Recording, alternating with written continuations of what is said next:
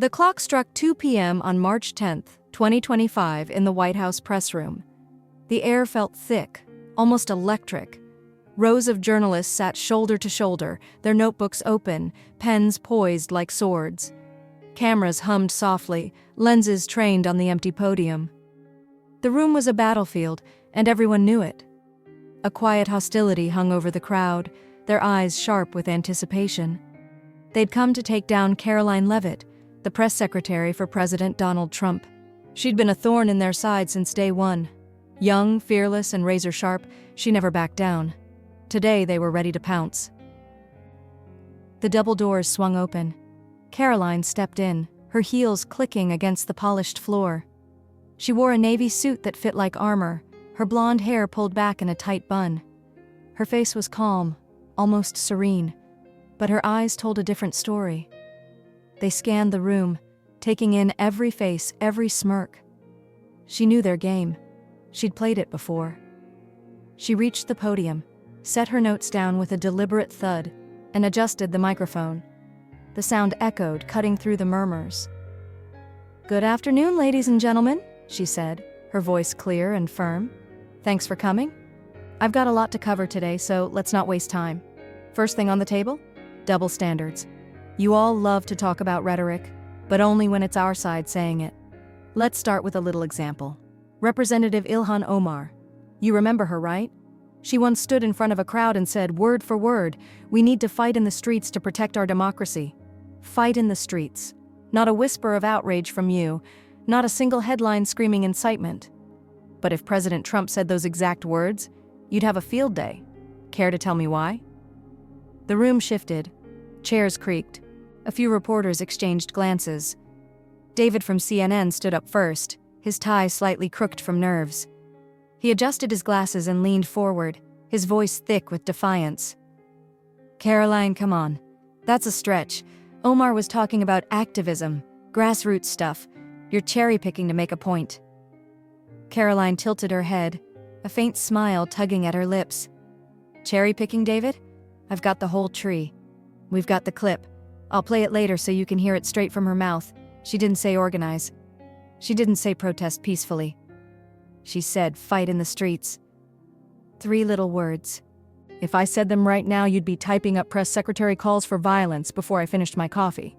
But when it's her, crickets. Next question." David sat down, his jaw tight. Aaron from the Washington Post raised his hand next. He was older, grizzled, with a voice that carried a measured weight. "Fine. Let's move on then. What about Elon Musk? He's a billionaire with a shiny new title in this administration. How's that not a conflict of interest? The public deserves to know." Karoline leaned into the podium, her posture relaxed but her tone sharp. "Good one, Aaron. You want to talk billionaires? Let's do it. George Soros has been pouring millions into Democratic campaigns for decades. Jeff Bezos owns your paper and had cozy dinners with the last administration. Where were your front-page exposés then?" "I must have missed them. Elon's here to cut waste and fix what's broken. His access stops where the president says it stops. You don't like it? Write about Soros next time. Next question." The reporters scribbled, their pens scratching like a chorus of cicadas. A woman from MSNBC stood up, her voice clipped and urgent. "Immigration stats came out this morning. Thousands of immigrants released into the country. How do you defend that? It looks like chaos." Karoline's eyes sparkled. She loved a numbers game. "Chaos? Let's break it down. This administration has deported more illegal immigrants in 2 months than Biden's team did in 2 years. Fact. Those releases you're clutching your pearls over? That's Congress's mess. They've blocked funding for detention centers at every turn. We've got agents working overtime with no beds to put people in. You want to fix it? Call your senator. I've got the stats right here if you want them." Next question. The woman sat down, flustered. David from CNN tried again, his voice louder this time. "Okay, Gaza. Trump's been wishy-washy on Gaza. Critics say he's too soft. What's the plan there? People want answers."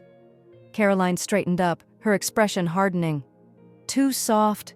Let me paint you a picture, David. Hamas launches rockets at schools, they hide weapons in hospitals, they reject every ceasefire we broker, and you're calling us soft? The president's team has been on the phone with Israel, Egypt, you name it, trying to stop the bleeding. We're not the ones firing missiles. Hamas is. You want to point fingers? Point them at the terrorists.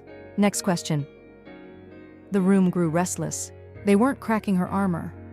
David smirked, sensing a chance to trip her up. Yesterday, you said we twist your words. I've got it here somewhere. You called us liars, didn't you? Explain that. Karoline didn't blink. Go ahead, David. Read my exact quote. Let's hear it word for word. He flipped through his notes, his fingers trembling slightly. Well, it's not exact, but you basically said... Basically? She interrupted, her voice slicing through his stammer. That's your problem. You don't have it because I didn't say it. I said you misrepresent us. Big difference. Here's the real quote straight from the transcript. The media often spins our words to fit their narrative. That's what I said. You just proved my point. Next question. A murmur rippled through the crowd. She'd turned his attack into a boomerang. Then the screens flickered. MSNBC had cut to a live feed. Ilhan Omar appeared, her face framed by a bright studio light. I never meant literal fighting, she said, her tone defensive. It was a metaphor, a call to stand up for justice. They're twisting my words. Karoline's grin widened. She nodded to an aide. The press room monitors lit up with a video. Omar's voice filled the space, crisp and undeniable. We need to fight in the streets to protect our democracy. The clip stopped. The room fell silent, the weight of her words hanging like smoke. Metaphor, huh?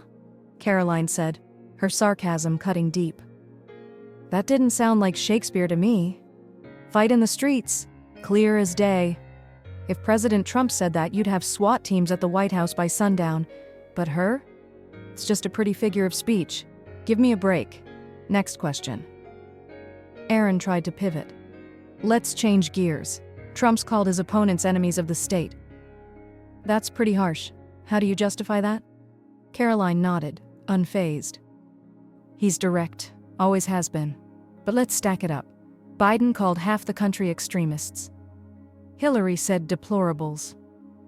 Omar says fight in the streets, and you shrug. The president's fighting for people who feel stepped on. You don't like his words? Fine. But don't pretend the other side's playing nice. The double standard's glaring. Next question. A man from NBC raised his hand, his voice tentative. Can we talk about the economy instead? Jobs numbers came out today. Karoline's eyebrow arched. Oh, now you want to dodge? No way, we're not done. Look at this.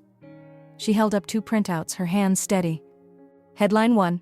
Trump says stand up, sparks chaos fears. Headline 2. Omar calls for street fight, inspires hope. Same vibe, different spin. That's why people tune you out. They're sick of it. David lunged one last time. You're just avoiding accountability. She stepped closer to the mic, her voice low and steady. No, David. I'm holding you accountable. You cherry pick who gets a pass. I'm calling it like it is. The American people see through this. They're not buying your game anymore. That's all for today. She gathered her notes, turned, and walked out. Her heels clicked a steady rhythm. The cameras flashed, but she didn't flinch. The room exploded in chatter, reporters shouting over each other. She'd won. On Twitter, the clips were already viral. Karoline Leavitt just torched Omar, one user wrote. That was a massacre, said another. In her office, Karoline kicked off her shoes and sank into her chair.